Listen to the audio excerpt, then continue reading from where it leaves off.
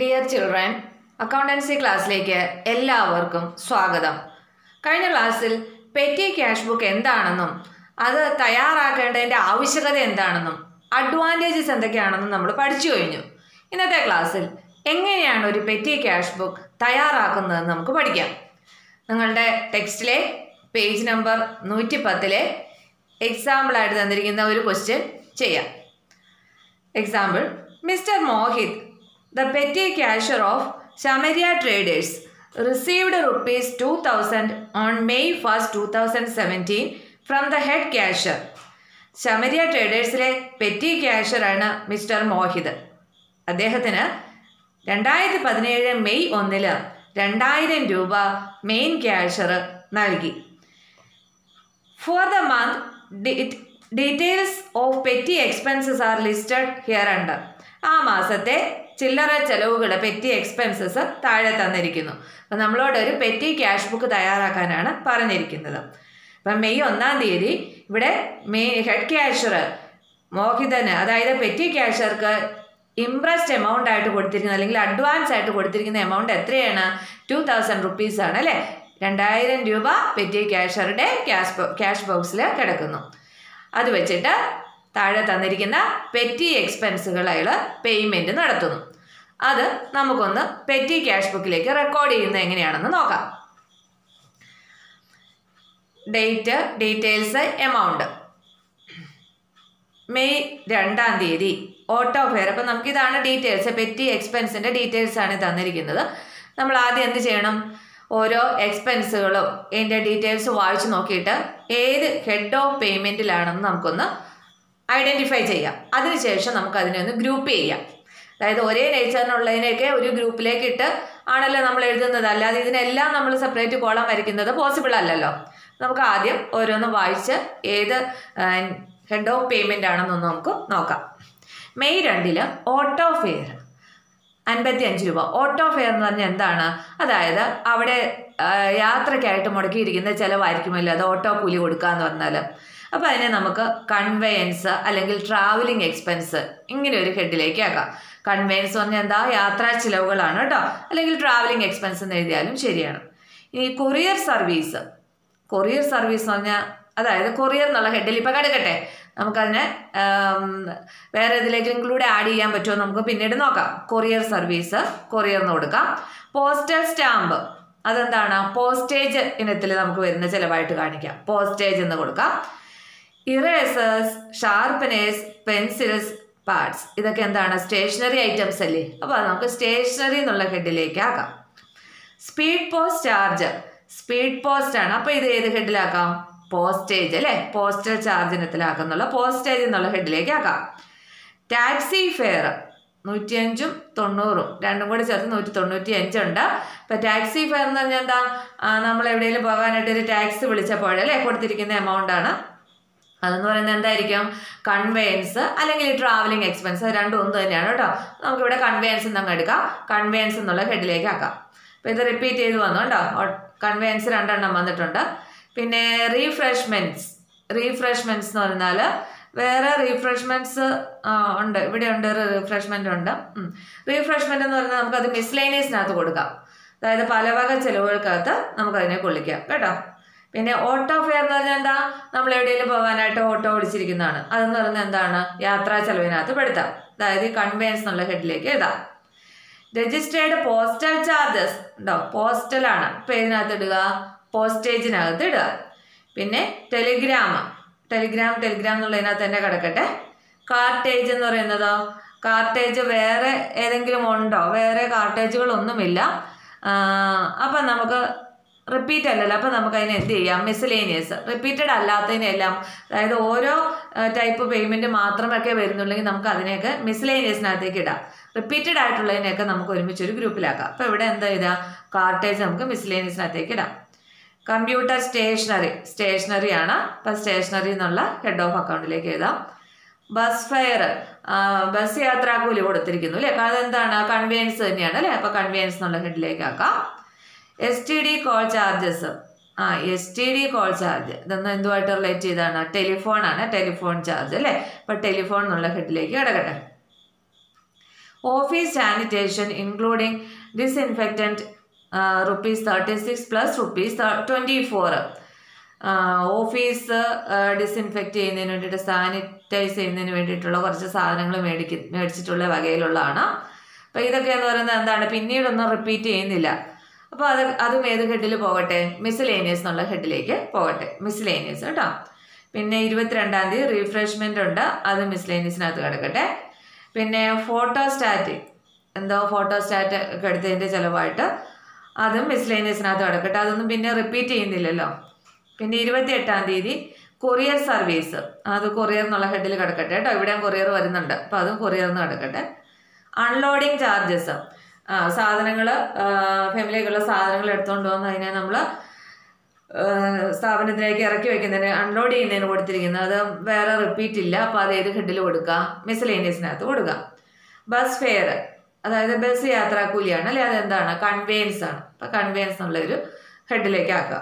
അപ്പോൾ ഇത്രയും ഹെഡുകളാണ് ടോട്ടൽ ഉള്ളത്. ഇതിനെ നമുക്ക് ഒന്നും കൂടി ഒന്ന് ഗ്രൂപ്പ് ചെയ്യാം. അതായത് ഒരേ നേച്ചറുള്ളതൊക്കെ ഒന്നിച്ചൊറ്റ ഗ്രൂപ്പിലേക്കാക്കി നമുക്ക് ഒന്നുകൂടി ഒന്ന് ഷോർട്ട് ചെയ്യാം. അപ്പോൾ ഇപ്പം ഇതിൻ്റെ അകത്ത് നമുക്കറിയാം ട്രാവലിംഗ് എക്സ്പെൻസ് അല്ലെങ്കിൽ കൺവേയൻസ് പറയുന്ന പല പ്രാവശ്യം വരുന്നുണ്ട്. അപ്പോൾ കൺവേയൻസിന് ഒരു ഗ്രൂപ്പ് ആക്കാം അല്ലേ. കൺവേയൻസ് എല്ലാം കൂടി ഒരു പേയ്മെൻറ്റിൻ്റെ ഒരു കോളം കൺവേയൻസിനായിട്ട് നമുക്ക് കൊടുക്കാം. അപ്പോൾ നമുക്ക് ഹെഡ് ഓഫ് പേയ്മെൻറ്റ്സിനെ ഒന്ന് ഗ്രൂപ്പ് ചെയ്യാം. അപ്പോൾ ഒന്ന് നമുക്ക് കൺവേയൻസ് കേട്ടോ, കൺവേയൻസ് പല പ്രാവശ്യമുണ്ട്, അതിനെ നമുക്ക് ഒരു ടൈപ്പ് ഓഫ് കോളം കൺവേയൻസിന് കൊടുക്കണം, പേയ്മെൻറ്റ് കോളം. പിന്നെ ഇത് കൊറിയർ ഉണ്ട്, പോസ്റ്റേജ് ഉണ്ട്, അതൊക്കെ പല പ്രാവശ്യമുണ്ട്. നമുക്ക് കൊറിയറും പോസ്റ്റേജും സെപ്പറേറ്റ് എഴുതുന്നതിന് പകരം വേണമെങ്കിൽ നമുക്ക് രണ്ടും ഏകദേശം ഒരേ കാര്യങ്ങൾക്ക് വേണ്ടിയിട്ട് നമ്മൾ മുടക്കുന്നതല്ലേ, അതായത് ഒരേ നേച്ചറിലുള്ളതല്ലേ. അപ്പോൾ കൊറിയറും പോസ്റ്റേജ് അല്ലെങ്കിൽ പോസ്റ്റേജ് ആൻഡ് കൊറിയർ നമുക്ക് ഒന്നിച്ചാക്കാം.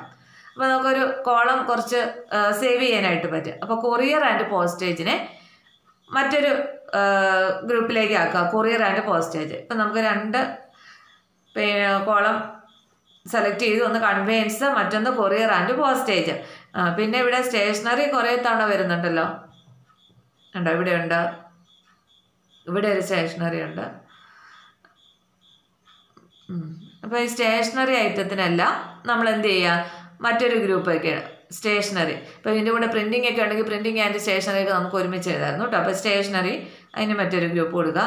പിന്നെ ടെലിഗ്രാം ആൻഡ് ടെലിഫോൺ ഉണ്ട് അല്ലേ, ടെലിഗ്രാമും ഉണ്ട് ടെലിഫോണും ഉണ്ട്, ടെലിഗ്രാം ഉണ്ട് ടെലിഫോണുണ്ട്. അതിനെയൊക്കെ നമുക്ക് എന്ത് ചെയ്യാം, ഒന്നിച്ച് ഒരു ഹെഡിലേക്ക് ആക്കാം, ടെലിഗ്രാം ആൻഡ് ടെലിഫോണ്. പിന്നെ ഇതിലൊന്നും പെടാത്ത കുറേ മിസ്സലേനിയസ് എന്ന് പറയുന്ന പല വക ഐറ്റംസ് ഉണ്ട്. അപ്പം അതെല്ലാം കൂടെ ചേർത്ത് ഒരു ഹെഡ്. അപ്പം ഇങ്ങനെ നമുക്കൊരു 5 ഹെഡ് ഓഫ് പേയ്മെൻറ്റ് നമുക്ക് നമ്മുടെ പെറ്റി ക്യാഷ് ബുക്കിൻ്റെ കോളത്തിലേക്ക് ക്യാഷ് ബുക്കിനകത്ത് വരയ്ക്കണം. അപ്പോൾ അത് വരയ്ക്കുമ്പം അതിൻ്റെ ഫോർമാറ്റൊക്കെ ഇങ്ങനെയാണ് വരയ്ക്കേണ്ടത്.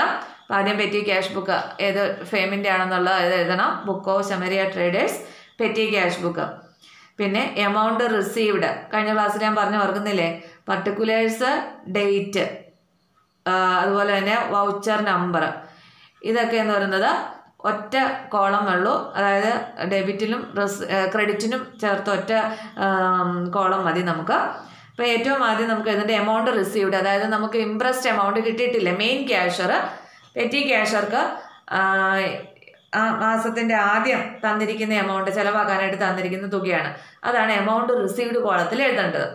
ഈ പ്രോബ്ലത്തിനകത്ത് എത്രയാണ്, 2000 ആണ്. അപ്പോൾ 1-ാം തീയതി ക്യാഷ് റിസീവ്ഡ് എന്നാണ് ഇവിടെ പർട്ടിക്കുലേഴ്സ് കോളത്തിൽ എഴുതേണ്ടത്. റിസീപ്റ്റും പേയ്മെൻറ്റിൻ്റെ എല്ലാ പർട്ടിക്കുലേഴ്സും നമ്മൾ ഈ ഒറ്റ കോളത്തിലാണ് എഴുതുന്നത്. അപ്പോൾ ക്യാഷ് റിസീവ്ഡ് എന്ന് എഴുതിയിട്ട് എമൗണ്ട് എഴുതേണ്ടത് ഏത് കോളത്തിലാണ്, എമൗണ്ട് റിസീവ്ഡ് കോളത്തിൽ. കണ്ടോ, ഇങ്ങോട്ടേക്കാണ് എടുത്ത് എഴുതേണ്ടത് 2000 കേട്ടോ. പിന്നെ വൗച്ചർ നമ്പർ നമ്മളൊന്നും ഇപ്പോൾ എഴുതുന്നില്ല. പിന്നെ എമൗണ്ട് പെയ്ഡ് കോളമാണ്. ഇത് എമൗണ്ട് റിസീവ്ഡ് ആണെങ്കിൽ ഇനി അടുത്ത കോളം എന്താണ്, എമൗണ്ട് പെയ്ഡ് ആണ്. അതായത് ക്രെഡിറ്റ് സൈഡാണ്. ഇതെന്ന് പറയുന്നത് ഡെബിറ്റ് സൈഡാണ്, ഇത് ക്രെഡിറ്റ് സൈഡാണ്. അപ്പം ഇതെന്ന് പറയുന്നത് എമൗണ്ട് പെയ്ഡ് കോളമാണ്. പിന്നെ പേയ്മെൻറ്റിൻ്റെ അനാലിസിസ്, ഓരോ പേയ്മെൻറ്റ് ഏത് ഹെഡിലാണ് വരുന്നതെന്നുള്ളതാണ് കാണിക്കുന്നത്. അപ്പം അത് ഞാൻ പറഞ്ഞില്ലേ, നമ്മളിപ്പോൾ ഇവിടെ ഒരു 5 ഹെഡ് ഓഫ് പേയ്മെൻ്റ് ആക്കി നമ്മൾ ഗ്രൂപ്പ് ചെയ്തിട്ടുണ്ട്. അപ്പം postage and courier, telegram, telephone, conveyance, stationery. അപ്പം പോസ്റ്റേജ് എന്നാണ് ഇതിനകത്തുള്ളത്. നമുക്ക് വേണമെങ്കിൽ അതിൻ്റെ അകത്ത് കൊറിയർ ഒന്നും കൂടെ ചേർക്കാം. കൊറിയർ എന്ന് പറഞ്ഞാൽ 2 പ്രാവശ്യം വരുന്നുണ്ടല്ലോ. അപ്പോൾ postage and courier, telephone and telegram, conveyance, stationery, മിസ്ലേനിയസും. അപ്പോൾ ഇങ്ങനെ ഓരോ ഹെഡ് ഓഫ് പേയ്മെൻറ്റിന് ഓരോ കോളവും കൂടി അങ്ങ് വരയ്ക്കാം. ഇനി മിസ്ലേനിയസിനകത്ത് വേണമെങ്കിൽ നമുക്ക് ഇവിടെ ഇപ്പുറത്തെ ഒരു റിമാർക്ക് കോളം കൂടി വരയ്ക്കുകയാണെങ്കിൽ ഈ മിസ്ലേനിയസ് എന്ത് ഐറ്റമാണെന്ന് വേണമെങ്കിൽ റിമാർക്ക് കോളത്തിൽ നമുക്ക് എഴുതി കൊടുത്താൽ മതി. അപ്പോൾ നമുക്ക് ഇത്രയും മതി. നമുക്ക് അല്ലെങ്കിൽ ഒത്തിരി ലെങ്തായി പോവും. നമുക്ക് ഇത്രയും കൊള്ളിച്ചാൽ മതി. ഇനി എന്ത് ചെയ്യണം? ഓരോ ദിവസത്തെയും പേയ്മെൻറ്റ് ഡേറ്റ് വൈസ് ആദ്യം തൊട്ട് 2-ാം തീയതി ആണ് തന്നിരിക്കുന്നത്. ഓട്ടോ ഫെയർ ആണ് കൊടുത്തിരിക്കുന്നത്. അപ്പോൾ എന്ത് ചെയ്യുക? ഡേറ്റ് കോളത്തിൽ 2 എന്തെന്ന് കൊടുക്കുക? Auto fair. ഓട്ടോ ഫെയർ എത്ര രൂപ കൊടുത്തിരിക്കുന്നത്? 55 എന്നുള്ള എമൗണ്ട് പെയ്ഡ് കോളത്തിൽ വരണം. എമൗണ്ട് പെയ്ഡ് കോളത്തിൽ എല്ലാ എമൗണ്ടുകളും പേ ചെയ്തിരിക്കുന്ന എല്ലാ എമൗണ്ടും അതിൻ്റെ അകത്ത് എഴുതേണ്ടതാണ്. അപ്പോൾ 55 രൂപയാണ് എമൗണ്ട് പേ ചെയ്തിരിക്കുന്നത്. പിന്നെ അതെന്ന് പറയുന്നത് എന്താണ്? കൺവേയൻസ് അല്ലേ, നമ്മൾ യാത്രയ്ക്ക് വേണ്ടി കൊടുത്തിരിക്കുന്നതാണ്. ആ എമൗണ്ട് എങ്ങോട്ടും കൂടി എഴുതണം. കൺവേയൻസിൻ്റെ കോളത്തിൽ അതിൻ്റെ നേരെ തന്നെ കണ്ട 55 എന്ന് എഴുതണം.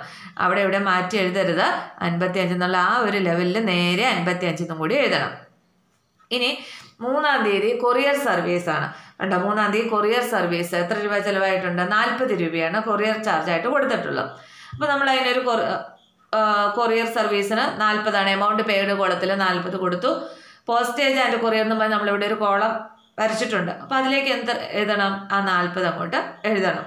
അതിൻ്റെ നേരെ തന്നെ എഴുതണം. ഇനി അടുത്തത് 4-ാം തീയതി പോസ്റ്റൽ സ്റ്റാമ്പാണ്. 105 രൂപയാണ് കൊടുത്തിരിക്കുന്നത്. പോസ്റ്റൽ സ്റ്റാമ്പിന് നമ്മൾ പോസ്റ്റേജ് ആൻഡ് കൊറിയറിലല്ലേ കൊടുക്കുന്നത്. അതുകൊണ്ട് ഇത് എമൗണ്ട് എങ്ങോട്ട് എഴുതുന്നു?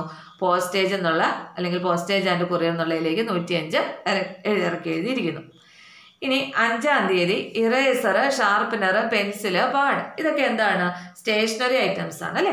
അപ്പം നമ്മൾ അതിൻ്റെ 5-ാം തീയതി എന്തൊക്കെയാണ് വാങ്ങിച്ചിരിക്കുന്നതെന്ന് അവിടെ കൊടുത്തിരിക്കുന്നു. 225 രൂപയാണ് മൊത്തത്തിൽ രൂപയുടെയാണ് അത്ര സാധനങ്ങൾക്ക് വിലയായിരിക്കുന്നത്. ഇതെല്ലാം ഏത് ഹെഡ് ഓഫ് അക്കൗണ്ടിലാണ്? സ്റ്റേഷനറി വാങ്ങിച്ച ഇനത്തിൽ സ്റ്റേഷനറി എന്നുള്ള ഹെഡ് ഓഫ് അക്കൗണ്ടിലേക്ക് എഴുതിയിരിക്കുന്നു. ഇനി 6-ാം തീയതി സ്പീഡ് പോസ്റ്റ് ചാർജസ് ആണ് കൊടുത്തിരിക്കുന്നത്. കണ്ടോ? എമൗണ്ട് പെയ്ഡ് കോളത്തിൽ 98. സ്പീഡ് പോസ്റ്റ് എന്നുള്ള പിന്നെ നമുക്ക് ഏത് ഹെഡിലാണ്? പോസ്റ്റേജ് ആൻഡ് കൊറിയറിലാണ് അല്ലേ. അത് 98 ആ ഹെഡിലേക്ക് നമ്മൾ ഇറക്കി എഴുതിയിരിക്കുന്നു. പിന്നെ 8-ാം തീയതി ടാക്സി ഫെയർ ആണ് കൊടുത്തിരിക്കുന്നത്. 195 രൂപ കൊടുത്തിട്ടുണ്ട്. ടാക്സി ഫെയർ എന്ന് പറയുന്നത് എന്താണ്? കൺവേയൻസ് അല്ലെ, യാത്രാ ചെലവിനകത്ത് വരുന്നതാണ്. അത് നമ്മൾ എങ്ങോട്ട് എഴുതിയിരിക്കുന്നു? കൺവേയൻസിനകത്തേക്കും കൂടി ഇറക്കി എഴുതിയിരിക്കുന്നു. വീണ്ടും 8-ാം തീയതി തന്നെ റീഫ്രഷ്മെന്റ് ഇനത്തിൽ കൊടുത്തിട്ടുണ്ട്. 85 രൂപയാണ്. അതെന്ന് പറയുന്നത് എങ്ങോട്ടേക്കാണ് പോകേണ്ടത്? മിസ്ലേനിയസിന്റെ കോളത്തിലേക്കാണ് നമ്മൾ ഇറക്കി എഴുതേണ്ടത്. ഇനി അടുത്തത് 10-ാം തീയതി ഓട്ടോ ഫെയർ വീണ്ടും കൊടുത്തിട്ടുണ്ട് 60 രൂപ. അത് കൺവേയൻസിലേക്ക് എഴുതണം. പിന്നെ രജിസ്റ്റേർഡ് പോസ്റ്റൽ ചാർജസ് ഉണ്ട് 42 രൂപ. അതേതാണ്? പോസ്റ്റേജ് ആൻഡ് കൊറിയർ ചാർജിനകത്ത് പോസ്റ്റേജ് എന്ന് പറഞ്ഞ ഹെഡ് ഉണ്ടല്ലോ, അതിലേക്ക് ഇറക്കി എഴുതിയിരിക്കുന്നു. 13-ാം തീയതി ടെലിഗ്രാം 34 രൂപ. ടെലിഗ്രാം ആൻഡ് ടെലിഫോൺ എന്ന് പറഞ്ഞത് എവിടെ കോളം കിടപ്പുണ്ട്? അങ്ങോട്ടേക്കും കൂടി എഴുതിയിരിക്കുന്നു. 16-ാം തീയതി കമ്പ്യൂട്ടർ സ്റ്റേഷനറി 165 ആണ്. അത് സ്റ്റേഷനറി ഐറ്റത്തിലും കാണിച്ചിരിക്കുന്നു. 19-ാം തീയതി ബസ് ഫെയർ 24. അതെന്ന് പറയുന്നത് കൺവേയൻസിനകത്തും കാണിക്കണം. 19-ാം തീയതി തന്നെ വീണ്ടും STD കോൾ ചാർജസ് 87. അതെന്ന് പറയുന്നത് എന്താണ്? ടെലിഫോൺ ആൻഡ് ടെലിഗ്രാമിനകത്ത് അല്ലേ, അതിലേക്ക് 87 ഇറക്കി എഴുതിയിരിക്കുന്നു. 20-ാം തീയതി ഓഫീസ് സാനിറ്റേഷൻ ഇൻക്ലൂഡിങ് ഡിസ്ഇൻഫെക്റ്റന്റ്. അതെന്ന് പറയുന്നത് 60 രൂപയാണ് കൊടുത്തിരിക്കുന്നത്. അപ്പോൾ എമൗണ്ട് പെയ്ഡിൽ 60 കാണിക്കണം. പിന്നെ അതെവിടെയാണ് കാണിക്കേണ്ടത്? മിസ്ലേനിയസിനകത്താണ് അല്ലേ. 22-ാം തീയതി റീഫ്രഷ്മെന്റ് 45. അതും റീഫ്രഷ്മെന്റിൽ മിസ്ലേനിയസിനകത്തേക്ക് ഇറക്കി എഴുതിയിരിക്കുന്നു. 23-ാം തീയതി ഫോട്ടോസ്റ്റാറ്റിക് ചാർജസ് 47 രൂപ. ഫോട്ടോസ്റ്റാറ്റ് എടുത്ത ഇനത്തിൽ എമൗണ്ട് പെയ്ഡ് കോളത്തിലും അതുപോലെ പിന്നെ മിസ്ലേനിയസിനകത്തും എഴുതിയിരിക്കുന്നു. 28-ാം തീയതി കൊറിയർ സർവീസസ് 40 രൂപ. പോസ്റ്റേജ് ആൻഡ് കൊറിയറിലേക്കും ഇറക്കി എഴുതിയിരിക്കുന്നു. 29-ാം തീയതി അൺലോഡിംഗ് ചാർജസ് 40 കൊടുത്തിട്ടുണ്ട്. അതെന്ന് പറയുന്നത് മിസ്ലേനിയസിനകത്തേക്ക് ഇറക്കി എഴുതിയിരിക്കുന്നു. 30-ാം തീയതി ബസ് ഫെയർ 15 രൂപ കൊടുത്തിട്ടുണ്ട്. അതെന്ന് പറയുന്നത് യാത്രാ ചെലവാണ്. ഏത് ഹെഡിലാണ്? കൺവേയൻസിലേക്കാണ്. അപ്പോൾ നമ്മൾ എല്ലാ പെറ്റി പേയ്മെൻറ്റ്സും ടോട്ടൽ പേയ്മെൻറ്റ് കോളത്തിൽ എഴുതിയിട്ടുണ്ട്. അതുപോലെ നമ്മൾ ഓരോ ഹെഡുകളായിട്ട് തിരിച്ചിട്ടുള്ള അതാതിൻ്റെ പർട്ടിക്കുലർ ഹെഡ് ഓഫ് അക്കൗണ്ടിൽ എത്ര പേയ്മെൻറ്റ് നമ്മൾ നടത്തിയിട്ടുണ്ടെന്ന് അറിയണം. അതിന് വേണ്ടിയിട്ട് അത് നമ്മൾ എഴുതി. ഇനി എന്ത് ചെയ്യണം?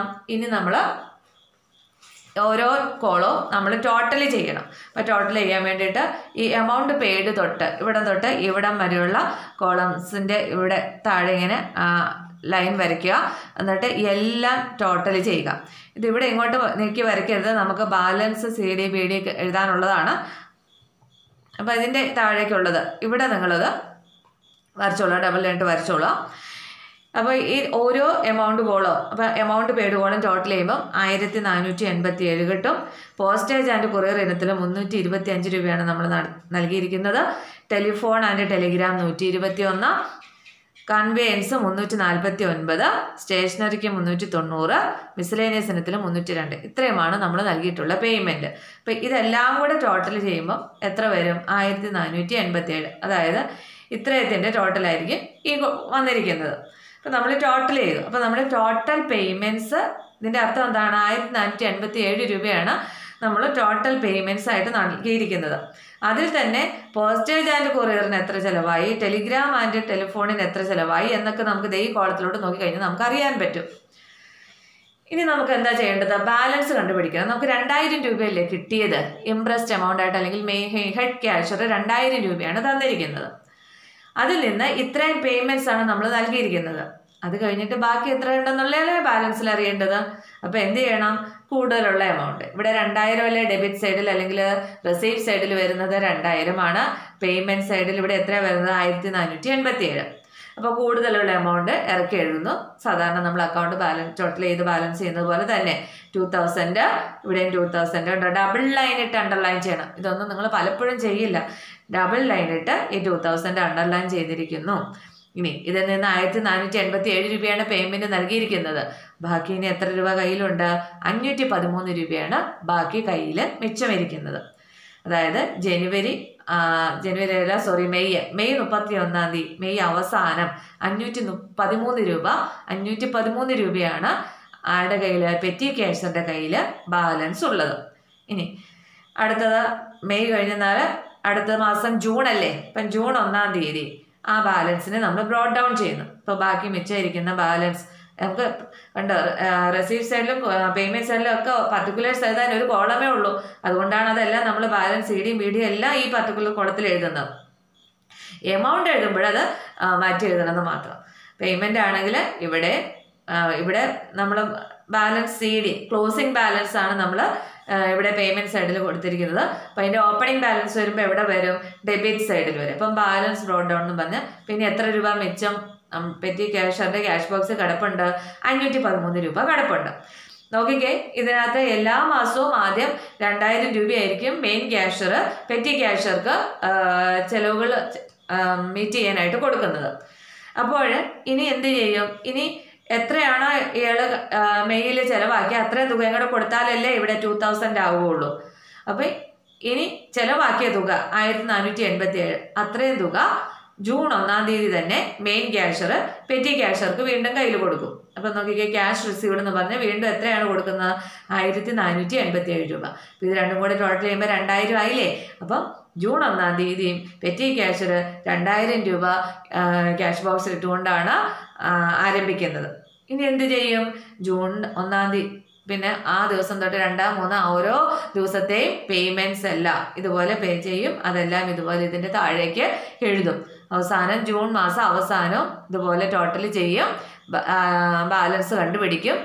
എത്ര രൂപയാണോ ആ മാസം ചിലവായത് ആ എമൗണ്ട് വീണ്ടും ജൂൺ കഴിഞ്ഞാൽ ജൂലൈ 1-ാം തീയതി മെയിൻ ക്യാഷർ പെറ്റി ക്യാഷർക്ക് കൊടുക്കും. അങ്ങനെ ഓരോ മാസത്തെയും കണക്കുകൾ നമ്മൾ രേഖപ്പെടുത്തി പോകും. ഇങ്ങനെയാണ് ഒരു പെറ്റി ക്യാഷ് ബുക്ക് തയ്യാറാക്കുന്നത്. വളരെ സിമ്പിളാണ്.